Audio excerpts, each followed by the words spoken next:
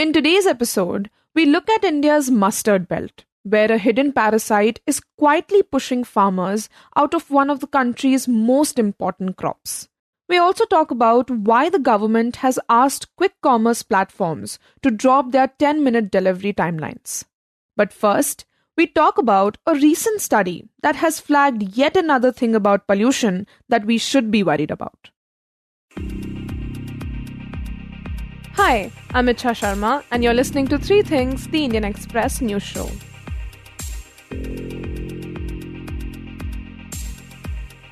Many of you may already know that air pollution affects us in several different ways. In fact, experts say it can impact almost every part of the body, from the lungs, heart, and brain to even the liver, bones, and reproductive system. But a recent study by Jawaharlal Nehru University shows that air pollution may also be helping the spread of a dangerous superbug, a bacteria that has become resistant to antibiotics. The study, which was conducted in the national capital, may help explain why people are becoming more vulnerable to falling sick and developing respiratory infections during the winter months. To understand what the researchers found and why it matters, my colleague Shashank Bhargava speaks to the Indian Express's Rinku Ghosh, who reported on the study for the paper. Rinku, now the study says that the bacteria that we are inhaling more and more thanks to air pollution is Staphylococcus. Now, a lot of listeners might be hearing about Staphylococcus for the first time. So could you talk a bit about this bacteria and how exactly does it affect us? So staph, of course, a lot of people in the US have shortened it to staph. So for our listeners, of course, and of course readers of the paper, it's better to call Staphylococcus in a communicable manner as staph. So what it is basically, these are clusters of microbes which live inside your nasal cavities and stick to all the mucous membranes in your body. And so what they basically do, otherwise they are there in your body all the time, but when they are in excess, what happens? So they manifest as massive skin issues like boils, pimples, and if you breathe in deeper down the mucous membrane of the bronchial tubes, which connect to the lungs, then you have severe illnesses like pneumonia and sometimes sepsis. Now the problem with all of this is that when it reaches that level of seriousness and the symptoms have manifested quite violently in your system, there are medicines to treat it, of course, but they are resistant. They are becoming increasingly resistant to these medicines, which means something which was curable, say 10-15 years ago, is no longer curable because the microbe is becoming resistant to the bacteria. Staph is one such bacteria which has mutated very fast. Okay, so becoming resistant to antibiotics is one issue. But how exactly is air pollution making the spread of this bacteria worse? So there are a whole lot of reasons. We'll go into it in detail, but largely they have stuck to pollutants. They stick easily to pollutants. So wherever there is high pollution, we talk about PM 2.5, we talk about PM 10. So these little buggers, they just stick to these particulate matter and form a cluster in the atmosphere, and you're continuously breathing them. That's how they enter your body and have these huge breakouts. Right, and tell us what this study found out and what does it say about the level of staph present in the Delhi air? Okay, so let's look at what the findings were by this JNU School of Environmental Sciences, and I was speaking to one of the corresponding authors, Dr. Madhuri Singh. And this is what she said, that we are well above the WHO recommended limit in the air, the staph presence in the air. Now I'll tell you by how much. Now they have a measure called CFU by M cube. So the WHO allowance for that is 1000 CFU by M cube. And our levels in Delhi city has been 16,000 CFU by M cube. So you can imagine 16 times higher. And what they found out very interestingly is that this goes up during the winter when the pollution is highest because there are no air currents above Delhi. Delhi is a bowl, so the air gets trapped. The fog happens, the smog happens because of pollution. So that is the time when they really become heavy and dense, which is why each of us is coughing in the office, probably because of the staph. So because during the winter season when pollution levels rise and there is more PM 2.5 in the air, staph gets more opportunities to attach to these particles and spread. Yeah. And so, interestingly, they did this in clusters of South Delhi, which is closer to the campus. They did one in their campus also, the least populated area. And there they found staph to be lowest, simply because popular density was less. But in parts of Munirka, where much of the study was done, in the crowded marketplaces, in the congested slum neighborhoods, where, everything is cheek by jowl, there they found extreme high concentrations. And interestingly, and this is very noteworthy, they found it to be high near hospitals. So hospital discharge, hospital waste disposal was not proper, and the staph got into not only the air but also the water. Okay, so one issue is that because of the rise in pollution levels, this bacteria is that much more present in the air. And perhaps that wouldn't be that much of a concern if we could fight this bacteria with antibiotics. But like you said, this bacteria is becoming more resistant to these drugs. And that's a big worry. Talk about what is the reason that is happening. So one is the wrongful use, and the one is the discharge of our effluents. So I'll come to what is wrong with that. So how many of us go to the pharmacist and say, okay, we have cough and cold and we are getting handed an azithromycin pill and we are having it without finding out whether it is indeed a bacterial infection we have or is it a viral infection? We buy all these antibiotic strips for flus. Most of us, despite us communicating that an antibiotic cannot work on a virus, people are taking it for a viral infection. And viral infections are self-limiting. They'll go away anyway. At the most, they'll need an antiviral. But you don't need an antibiotic. But you're using it, so what are you doing? Your body is getting used to that antibiotic. So the next time the bacteria comes in, then the body, that antibiotic is not working as well as it should have. So what happens? You're doing it for prophylactic reasons. Okay, I've got cough, cold, I need to run to office tomorrow. Let me take an antibiotic. That should stop immediately. Do not have it without a doctor's prescription. Don't have it for your prophylactic use. What else is going wrong with that? Sometimes these antibiotics need to be taken for a certain periodicity. 3 days, 5 days. We feel better on the second day, we stop it. Again, that means you are stopping it mid-cycle. That is causing a problem. And then what is happening next? The improper disposal of antibiotics. Okay, my drug strip has expired. What do? Throw it in the trash can. Or just flushing it down the toilet. So what you're doing is, you're releasing them into the soil and water, creating a low-dose, continuous antibiotic environment where bacteria are exposed. So your antibiotics are floating around in the sewer waters, in the air. The bacteria is also thriving. Now the bacteria first senses, okay, there is a foreign element. Then the bacteria is also coexisting with these antibiotic-laden water and air. So what is the bacteria doing? We are all evolving. Bacteria is just mutating to resist its effects.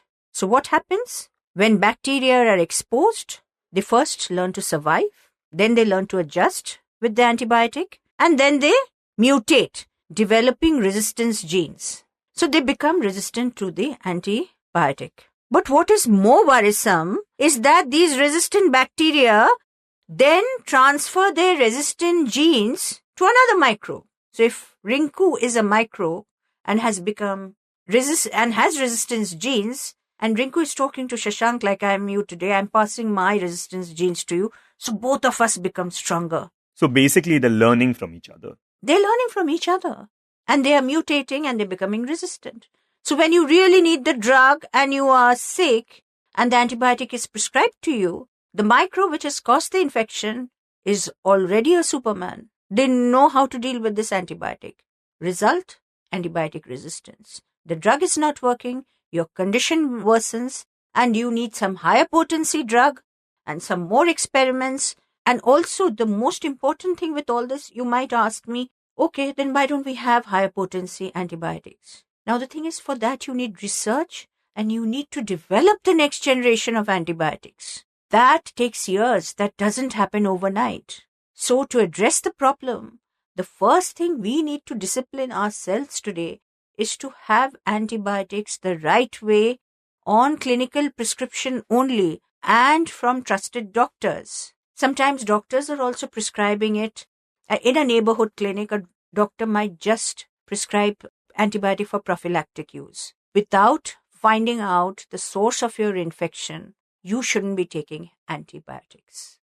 And coming back to the study and talking about staph in particular, could you tell us which sections of the population are more vulnerable to it? Yes. Like all microbes, obviously the vulnerability curve here will include children and infants who suffer. If you see in Delhi winter, the age groups that suffer are the ones most vulnerable to staph, including children, infants, newborns, the elderly, those with immunocompromised conditions, say somebody who's going a cancer treatment, pregnant women, and somebody who has a lot of comorbidities coexisting at the same time, whose immune system is weak, and therefore these are the likely targets of staph. And to stop bacteria from becoming superbugs, like you said, one should be very careful while using antibiotics. We should consult a doctor before taking them and, of course, complete our required dose. But the study also flagged the prevalence of staph near hospitals. Now, that is something that the government will have to look into, right? Ensuring that hospitals are properly disposing of things. This is a very good question, Shashank. We don't have a regulatory code for that.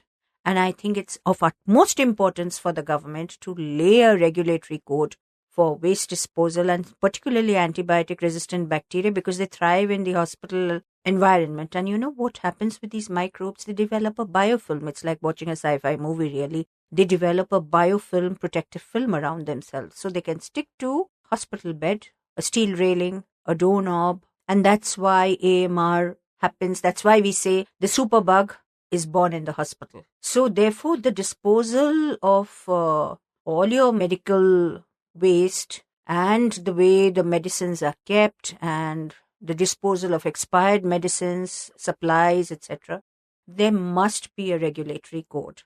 Because what the researcher told me is that they had isolated, there were 100 isolates. Now, isolates in a common term means a single pure strain of bacteria. Okay? So, they had isolated each bacteria, 100 they had. Now, of these 100, Shashank, you'll be surprised to know, 73% were single drug resistant, but 36% were multiple drug resistant. So, it's not just one antibiotic that they are fighting. These bugs, at least 36%, 36 out of 100, can fight many antibiotics together. And 73% are already fighting one antibiotic. So, if you cumulatively assess the impact of that on general public health, then hardly any of that means around 28% or 27% of antibiotics are actually working still.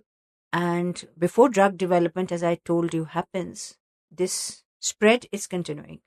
And it is really concerning that in Delhi, if not in more places, we now have, this superbug in the air. And, there are only a limited number of ways in which we can limit our exposure to air pollution. Wearing a mask and using air purifiers. Do these measures also help protect us from exposure to staph? Yeah, definitely, because these are largely preventive measures. For example, if you wear an N95 mask and if you see the Southeast Asian countries, it doesn't matter whether there's a viral outbreak or not. In Japan, China, Korea, people step out, people automatically wear the mask. So what an N95 mask does is really cut out all this PM 2.5 and PM 10 where the staph is sitting. So you're cutting out the entry points. And of course, the standard precaution that we take during pollution is to make sure that you ventilate your home only when the fog has lifted or the air has cleared out and the sun is out. And you step out during those times, not when the pollution is at its peak. Of course, HEPA filters, we put all of that. But the only problem is that these are very reactive measures. What we need right now is an awareness of how we use our antibiotics. And in India, this is a problem because we pop antibiotics and it is available OTC. Now, that is something where a regulation, I feel, needs to come. That we often trust the pharmacist more than a doctor. So there should be a policy on OTC sales of antibiotics, stricter. There are some norms already, but that needs to become stricter.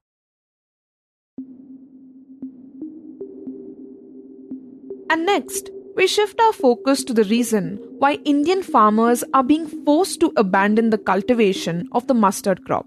Across parts of Rajasthan and Haryana, farmers are quietly pulling back from India's largest indigenous oilseed crop, not because of prices or rainfall, but because of a hidden parasite that attacks the crop from underground. It's called orobanke, a root-feeding weed that drains nutrients from mustard plants long before it is visible above the soil, cutting yields sharply and in some cases making the crop unviable. So India, imports about 60% of its edible oil requirements. That's the Indian Express's National Rural Affairs and Agriculture Editor, Harish Damodaran. So only 40-45% we produce, through our own oil seeds, whether it is, say, mustard, whether it is groundnut, whether it is soya bean, whether it is sesame, etc. So within the domestic edible oil sources, the most important is mustard. I think mustard would be accounting for about 40% of India's domestic oil production. And generally, I think the government and everybody is investing more hopes on mustard, So mustard would be something like what wheat and rice were to the cereals, because mustard is largely grown under irrigated conditions, and there is a lot of scope for raising yields through better breeding and also improving the crop's resistance to various pests, diseases, and weeds, etc. And so in a country that already imports roughly 16 million tons of edible oil every year, at a cost running into tens of billions of dollars, mustard sits at the center of India's food security and self-reliance push. And yet today, many farmers are now switching from mustard to wheat or pulses, even though mustard needs less water and is central to India's push to reduce edible oil imports. See, weeds in general are basically unwanted plants, okay? And most of them are overground. If you go, say, for example, to see, say, a wheat field, you'll see a lot of, weeds in between, mostly, say, Phalaris minor, which farmers call as gulli danda, So you'll always see, one or two stray plants in any field with a particular crop. Now, here we have a particular weed called the orobanke.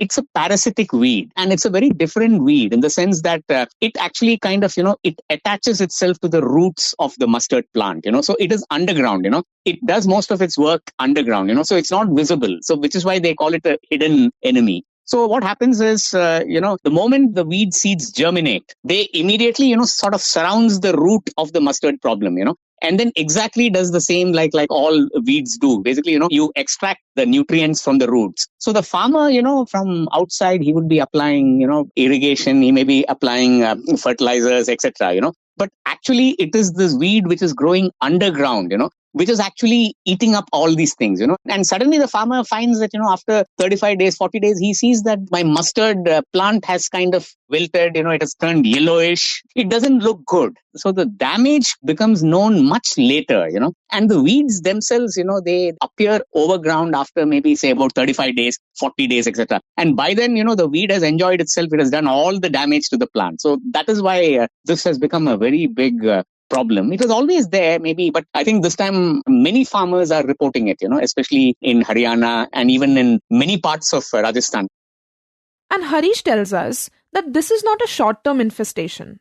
A single orobanke shoot produces 40 to 45 purple-colored flowers, each further containing 4,000 to 5,000 very minute seeds that can remain viable in the soil for up to 2 decades.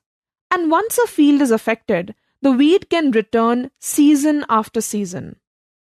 So what happens is, when the same field is repeatedly growing mustard, so then the crop becomes even more susceptible. So you could have a scenario where, the entire mustard in across places, and these seeds actually, they disperse through basically wind, through water, etc. So you can have a scenario where it can almost become like an outbreak, And this is definitely, I think, going to be a long-term threat for India, for India's edible oil self-sufficiency. As it is, as I said, we are heavily dependent on import of palm oil, sunflower and soybean from outside, And if mustard, which is our best bet, if this is also going to take a hit because of this weed, it's definitely going to be a long-term problem. But it's not just mustard. Several economically important crops like tomato, chickpea, and sunflower are also vulnerable to this weed. And Harish also points out that this problem cannot be solved simply by using a herbicide. Because while a herbicide may get rid of the weed, it also ends up killing the crop as a result. So it's like throwing the baby with the bathwater. So that is where now new kinds of breeding is happening, where you try to breed, say, mustard plants which are resistant to particular herbicides. And that is what is happening now. So I think we now have one new hybrid, which has been developed by this company called Corteva. And this particular hybrid, it can what they call as tolerate, the spraying of particular herbicides, and these herbicides, I think they're called imazapyr and imazapic, So you can spray these particular herbicides on mustard. And when the farmers spray this herbicide on the mustard, it will kill only the weed and it won't kill the mustard plant. And I believe that India will have to breed a lot of these herbicide-resistant varieties and hybrids in mustard, in many crops, because also there is going to be a shortage of labor, It's not easy to find labor who will be able to do manual weeding, etc. So I think farmers themselves will start demanding, that we should be able to use herbicides, and therefore, there will be the need to develop these herbicide-resistant mustard varieties, even say in cotton, even in soybean, or any crop which is very prone to these weed attacks. And while such solutions are being tested by farmers with cautious optimism, for some there is another barrier, the cost.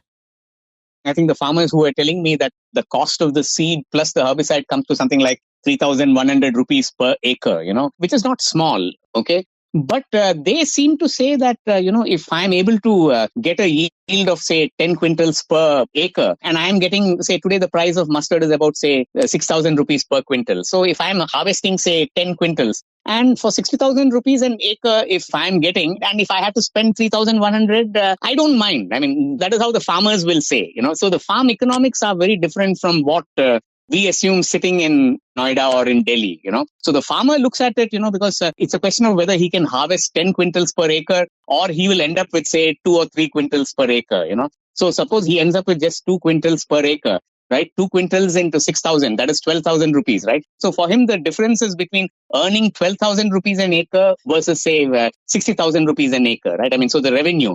So he doesn't mind paying that extra, So if he feels that this will take care of his, this Orobanke weed, then he won't mind investing that money, So ultimately, it's all about economics, And any hybrid or any new herbicide or any new fertilizer is as good as it is affordable to the farmer.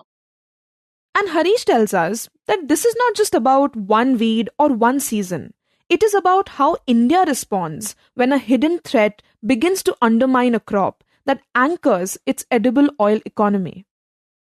See, ultimately, you have to look at it as though, you're fighting a war. So in any crop, you'll see new diseases, new pests, new weeds coming, right? And therefore, your breeding has to be ahead. It has to be very strategic. You have to look at, what is going to happen. So you should have a good idea of the new rust pathogens coming in, new races, there could be new virulent races, just like our medicines and all these things, right? I mean, so I think we need to look at entire agriculture India in very strategic terms, So we'll have to invest much more in agriculture R&D, which unfortunately we are not doing right now, because we think that, hey man, we can kind of import our edible oil we can import this thing. So India needs a long-term strategy in agriculture for every crop, and in crop, one thing is the genetics. That is, I go on, how I can increase yields, etc. But I also need to look at crop protection. How do I protect the yields, which the farmer can realize these yields. But how can you ensure that there is no damage to the crop? There is no loss from these things. So I think mustard is a good example. And mustard is a good example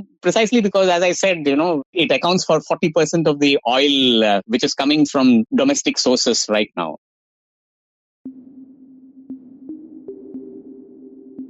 And in the end, we talk about concerns related to the quick commerce deliveries. On Tuesday, the Union Ministry of Labour and Employment asked quick commerce companies to drop the 10-minute delivery deadline amid concerns over the working conditions and safety of gig workers engaged with delivery platforms. The directive was issued following a meeting between Labour and Employment Minister Mansukh Mandavia and representatives of major platforms including Blinkit, Zepto, Zomato and Swiggy. As reported by the Indian Express's Soumyarendra Barik, the decision follows a nationwide strike by thousands of delivery workers on New Year's Eve. The workers demanded better pay, improved safety measures, and social security coverage. Soon after the meeting, Blinkit removed the 10-minute delivery promise, which had been part of its branding. हर छोटी बड़ी खुशी को घर बुला लो सिर्फ 10 minute में Blinkit, India's last minute app. An industry executive told the Indian Express that Swiggy has also begun the process of removing the delivery deadline, while other aggregators are expected to follow in the coming days. The Telangana Gig and Platform Workers Union and the Indian Federation of App-Based Transport Workers welcomed the Labour Ministry's intervention, stating that strict delivery timelines had encouraged unsafe road behaviour and increased stress among workers. Barik highlights that the issue has also sparked public debate involving platform executives and political leaders. Zomato founder Dipinder Goyal had earlier argued that the 10-minute delivery promise was based on operational factors, such as store density and efficient order picking, rather than asking delivery partners to ride faster. He said delivery partners are not shown the promised delivery time on their app and typically travel short distances. However, delivery workers have countered that per delivery pay has declined over time and that incentive-based structures tied to the number of deliveries and distance travelled add pressure to complete orders quickly.